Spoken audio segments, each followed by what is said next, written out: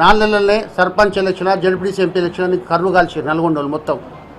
మా మంత్రి గారు బొమ్మ పెట్టుకొని మేము ఏ తీరా గెలిచినాం, ఓడిపోయినా మార్జిన్లో ఓడిపోయినాం. ఎంపీపీ జడ్పీటీసీ కౌన్సిలర్లం 20 మంది.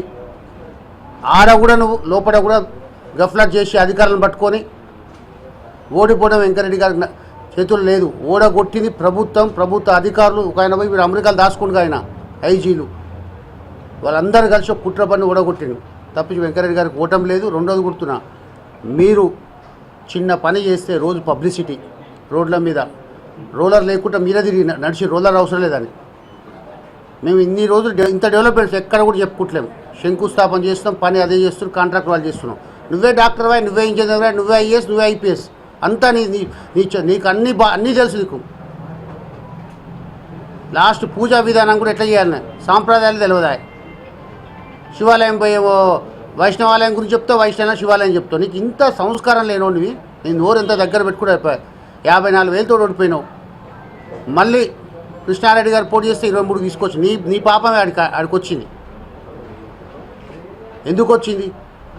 భూపాలరెడ్డి గారు, వెంకరెడ్డి గారు ఇదే క్లాక్ టవర్ సెంటర్లో నువ్వు ధర్నా చేసిన సెంటర్లో 9 రోజులు నిరాదీక్ష చేసి పానగల్కి డ్రింకింగ్ వాటర్ వచ్చింది, మంచినీళ్ళు తాగుతున్నామంటే నల్గొండకు. అది వెంకరెడ్డి గారి వల్ల. ఇదే తెలంగాణ ఉద్యమంలో అదే ప్లేస్లో 11 రోజులు నిరాదీక్ష చేసినావు. నీలాగా దొంగ మాటలు లంగ మాటలు కాదు. అధికారం పదవి వచ్చేసరికి పదవి లేకున్నా పదవి త్యాగం చేసిండు, నాకు అవసరం లేదని.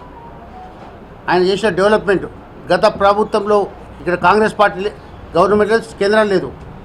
మీరు పోండి హైత్నగర్ నుంచంగా ఆందోళన మైసమ్మ రోడ్డు 600 కోట్లు. మరి గౌరెల్లి టు భద్రాచలం దాదాపు నేషనల్ హైవే. ఇవాళ నల్గొండ పానగల్ పోతుందిగా, పానగల్ 565 అది కూడా Venkat Reddy sir tender cancel re-tender పెట్టి వర్క్ చేసింది. వీళ్ళది కాదు అది. ఎందుకన్నా బీజేపీలతో పంచాయతీ పెట్టుకుని ఎన్నడన్నా పోయి ఒక్కరోజు ఒక డెవలప్మెంట్ తెచ్చిరా. ఆయన ఢిల్లీకి పోయినా, ఎక్కడున్న గల్లీలు ఉన్నా, ఎక్కడున్నా హెలికాప్టర్ తిరుగుతుంటే హెలికాప్టర్ నీకు ఏం తెలుసు? మన వచ్చిండు 15 ఆగస్టు ఇక్కడ కార్యక్రమం చూసుకుండు. ఇక్కడ చక్కగా ఎందుకు పోయిండు? ఖమ్మం ఇన్ఛార్జ్ ఆయన ఒక పంప్ హౌస్ ఓపెన్ చేయాలి. సీఎం గారు ఒక పంప్ హౌస్, తలా ఒక పంప్ హౌస్ టైం. ఎందుకంటే గోదావరి నీళ్ళు వస్తున్నాయి. ఈ పంపులు ఇప్పుడు ఓపెన్ చేస్తే రైతులకు మేలు వస్తుంది. అన్నీ సీఎం చేయాలంటే కాదుగా. అమెరికాకు పోయింది. ఎందుకు పోయింది? టీబీఎం మిషన్ కోసం, బేరింగ్ల కోసం. ఏదైతే షిప్లో వస్తే లేట్ అవుతుంది, ట్రాన్స్పోర్టేషన్ లేట్ అవుతుంది, దాన్ని ఎట్లా తొందర తీసుకొస్తే ఇదే టన్నల్. ఎల్లంలా ప్రాజెక్ట్ 90 కోట్లతో అయిపోయేది. 10 ఏళ్ళు ఏం పీకి రైలనా? ఏం డెవలప్మెంట్? నల్గొండ ఒక రోడ్డు ఏదో కిషోర్ గారి ఫాదర్ చనిపోయి దినాలకు వచ్చి మెయిన్ రోడ్ వేసి డెవలప్మెంట్. ఏం డెవలప్మెంట్ అని? అది అలైన్మెంట్ సరిగ్గా ఉందా? రోజు యాక్సిడెంట్ అవుతుంది. అన్నీ గులగొట్టినావు. ఎవరికైనా కంపల్సేషన్ ఇచ్చినావా? మేము ఒకటే కూలగొట్టిన ఫ్లైఓవర్ కోసం కూలగొడితే కంపల్సరీ ఇచ్చి వ్యక్తిగతంగా కూడా వెంకరెడ్డి గారు సాయం చేసిండు. గత ప్రభుత్వాలు ఏ ప్రభుత్వాల వ్యక్తి కంపల్సేషన్ కాదు. ఎల్లా ప్రజలను ఒప్పించి కంపల్సేషన్ ఇచ్చిండు. నువ్వు దౌర్జన్యం ఇది ఇప్పుడు చూసినావు. పాలమూరు కడుతుండే ముంగోడు దాంట్లో ఎక్కడ నీళ్ళు వదిలిపెట్టి మల్లన్న సాగర్లో జనం వెళ్ళకుండా బయటకు నీళ్ళు వదిలిపెట్టి బయటకు భయపెట్టి తీసి వెళ్ళగొట్టిరు. మేము అట్లా చేస్తలేము. రెండోది ఒకటే చెప్తున్నాం, నీ టీఆర్ఎస్ ఆఫీస్కి నువ్వు 2019 నీ యాక్టే, నీ కేసీఆర్ చేసిన దొంగ యాక్ట్కే బలై రేపు అవుతుంది. నువ్వు చూస్తావు కూడా, టచ్ చేసి చూడమన్నాగా. ఇన్ని రోజులు మేము మనకెందుకులే అనుకున్నాం. సామాన్యుడేమో ఇల్లు కడితేనేమో కూలగొట్టమంటావు. అది నీకు ఎకరం ప్లేస్, అది ఎంత కాస్ట్ ప్లేస్.